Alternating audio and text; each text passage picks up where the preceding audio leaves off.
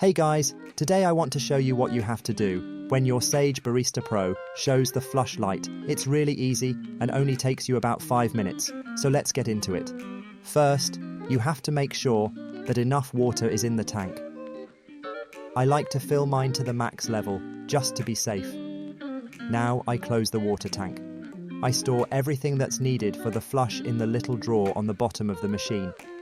You need the 1-cup basket that comes with the machine, and also you need the little piece made out of rubber, which was also included with the machine.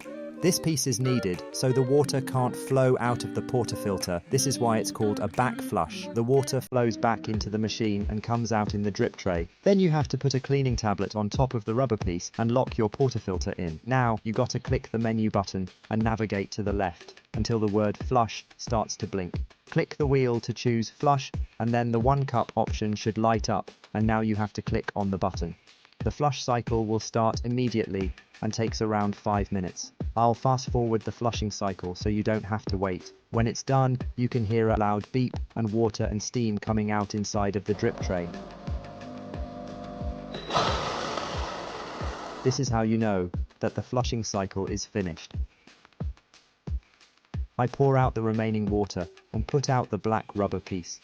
Then, I lock the empty portafilter back into the machine and let a double shot of water run through, so the basket and group head of the machine gets cleaned. Afterwards, I take the 1-cup basket out of the portafilter and clean everything, so that no residues of the cleaning tablet stay in the portafilter. I just use hot water to clean all of the used parts.